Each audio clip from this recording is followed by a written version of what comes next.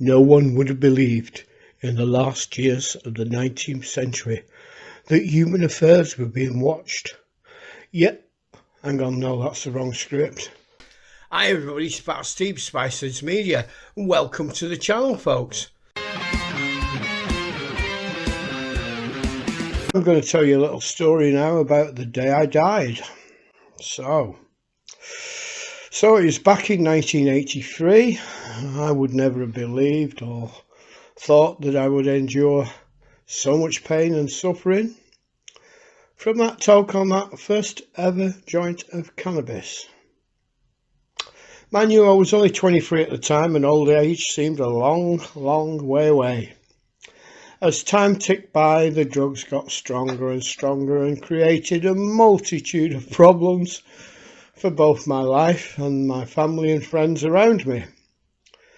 Initially it was just cannabis, and then it progressed a bit to LSD, and then soon moved on to what was available at the time, whatever took my fancy.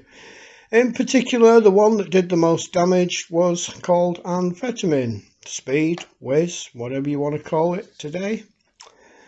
And my friends and I took copious amounts through the 80s. I had about 7 very close drug-taking friends back then, all dead now. In particular was Howie, who I'd grown up with at school, and Howie and I spent days on end seeking out that white magic crystalline substance. Then we would obsessively, even ritualistically, chop it, prepare it into perfect straight rows of neat, consistent lines across the mirror before snorting as much as we could, as fast as possible. So my personal definition of amphetamine: psychotic fits, extreme paranoia, the need to perform useless tasks with great meticulous detail. Things like dismantling the kettle into a dozen pieces and never being able to get it back together again, or using 8 reels of film to photograph the pattern of the stub ends in the ashtray.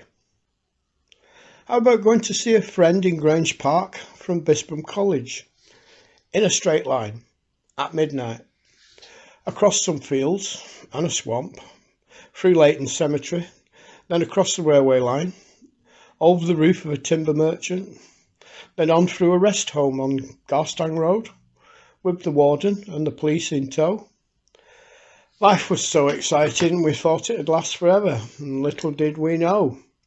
So, it was 1990, I was 30, as fit as a fiddle. I was a personal bodyguard for a well-known hard man in Blackpool that used to run one of the biggest door agencies in the northwest. Well, that's a clue. Howie and I had been up for about 3 days working, resting and playing hard, but we weren't doing it on Mars bars. I can tell you, more like 1/4 to half an ounce a day of pure white hard stuff between us. We were sitting on the couch in my house in Bispham, waffling nonsense and chopping another batch, whilst my first wife was asleep in the chair. Suddenly, I started to fall backwards into the sofa. Down and down and down I went, until what it felt like I landed in a warm bath of marshmallow. It was very quiet and very calm, and I realised I couldn't hear my heart beating in my chest. Bang! Fight or flight kicked in. I jumped up and started to run across the room when suddenly all went black, and the next second I was floating in the upper left corner of the room, looking down at my lifeless body on the lounge floor. Steve, shouted Harry, who jumped up, went over to me, started trying to give me the kiss of life. 1, 2, 3, puff. Fuck this, he said, as my wife awoke to the horror of the situation. And then he started to try and blow whiz up my nose with a teaspoon. I was watching from the corner of the room. Steve! My wife ran into the hall to call for an ambulance as Howie grabbed the table lamp, ripped the wires out of it and started touching them first on my chest and then on my arm, which started to crackle. I still have the burns and scars today. It was all very exciting being dead for what turned out to be nearly 17 minutes, but things did start to go a bit bleary and dark towards the end. Howie was still shocking and pounding away at my chest when suddenly the lounge door opened and in walked my 10-year-old daughter, who luckily has no recollection today. She stood and stirred and knelt down and started beating on my chest, sobbing and shouting, "Daddy, Daddy, my daddy's dead." It's hard to read this one.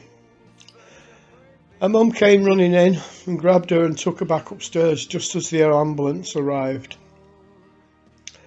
It was all going a bit faint now, and I was comfortably numb, pardon the pun, but very scared and disturbed by what I was watching, as they injected something in my chest, which did nothing.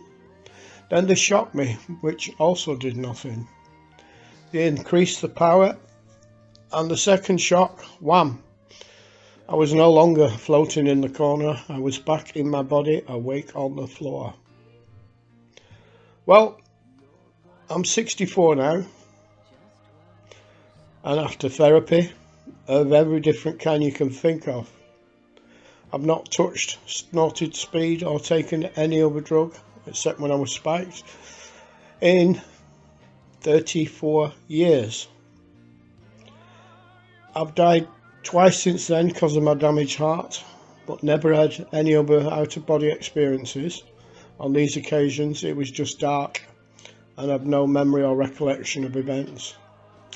So here I am today with angina, ischemic heart disease, mitral valve incompetence, atrial fibrillation, diabetes, obstructive sleep apnea, arthritis, tinnitus, occasional bowel incontinence, and recurring TIAs, that's little mini strokes. Now apart from all that, I'm alive, but I'm not kicking, not in the slightest.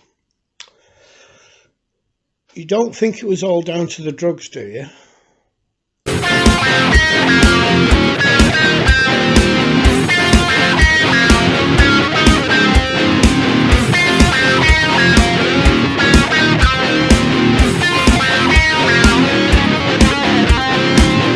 So stay safe everybody. That's Steve, Spiceheads Media.